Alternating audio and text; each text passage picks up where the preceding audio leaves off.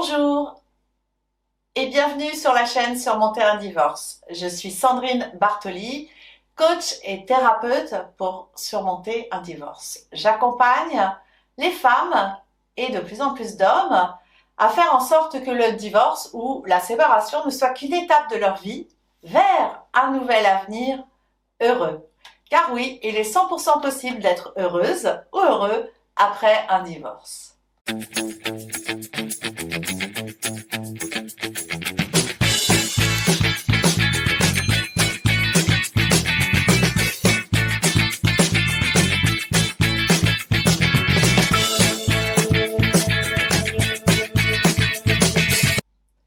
Aujourd'hui, je vais vous parler d'un sujet qui concerne les pervers narcissiques et plus particulièrement leur fonctionnement. Quel est-il ce fonctionnement? Eh bien, ce fonctionnement a trait de provoquer chez vous toujours et toujours des réactions qui vont être, et à sa demande, de plus en plus amplifiées. Plus ces réactions seront amplifiées, plus il vous provoquera parce qu'il générera de la réaction. Ces réactions peuvent être positives comme elles peuvent être négatives. Peu importe. Lui, ce qui l'intéresse, c'est de générer de l'intérêt. Parce que l'objectif est toujours d'alimenter son narcissisme et d'avoir une quelconque validation. La validation pour lui, c'est que vous ayez réagi. C'est que vous réagissiez de façon bénéfique, en acquiesçant, en disant « Ok, oui, tu as raison, je suis nul, tu as parfaitement raison », ou alors en vous mettant en colère, en disant « Non, non, non, je suis pas nul, regarde ce que je fais », en essayant de vous justifier. Alors là, ça sera le summum de la provocation. Et ça sera vraiment l'accomplissement pour lui de la réussite de son objectif qui est de nourrir et alimenter toujours son narcissisme. Alors l'objectif de cette provocation, c'est de vous utiliser comme un punching ball émotionnel, c'est-à-dire qu'il va pouvoir jeter sur vous tout ce qui est blessé en lui. Parce qu'un pervers narcissique, c'est quelqu'un qui a une blessure profonde. C'est quelqu'un qui se sent dans une insécurité permanente et qui a besoin d'être rassuré.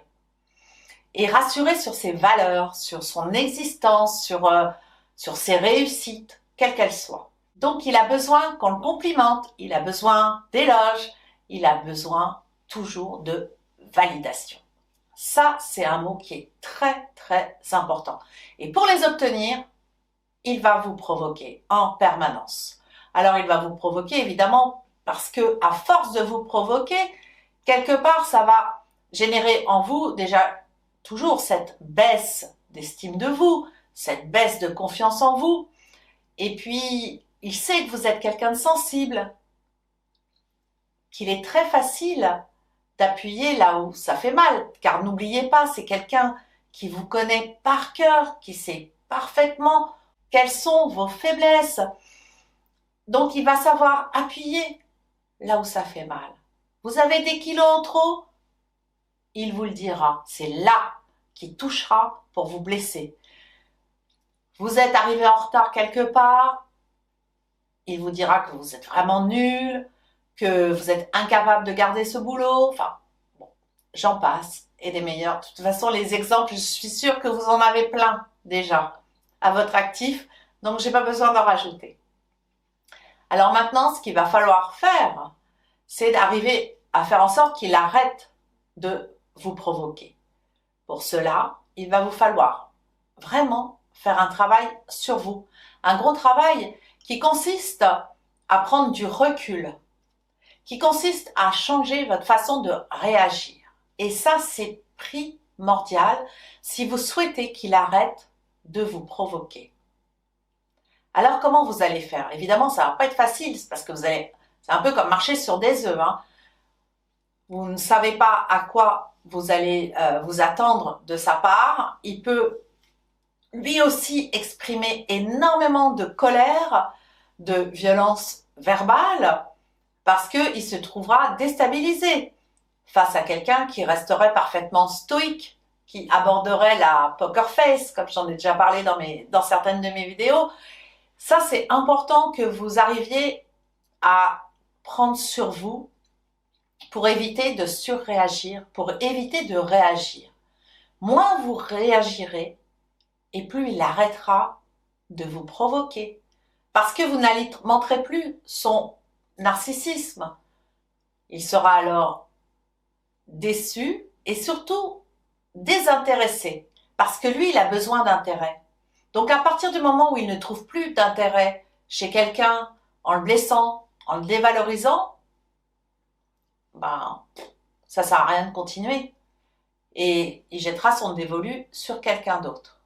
Donc vraiment, vraiment, je vous invite à changer votre comportement face à ces attaques. Je sais qu'elles sont difficiles, je sais que vous êtes blessé, je sais que vous êtes hypersensible et qu'en plus, ben, il a aussi alimenté cette hypersensibilité en vous provoquant régulièrement. Mais il va vraiment falloir que vous changiez votre façon de réagir, que vous ne réagissiez plus. Alors, vous pouvez quitter la pièce et puis le laisser parler, laisser vous invectiver comme ça. Vous quittez la pièce si vous n'arrivez pas à simplement répondre calmement sans perdre votre sang-froid, sans que les larmes viennent, sans vous trouver complètement abattu. Donc si vous sentez que votre langage corporel pourrait trahir vos émotions, quittez la pièce, laissez tomber, partez et laissez-le tout seul, ruminer. Et puis, démontrez-lui vraiment que vous n'êtes plus intéressé par sa façon d'agir.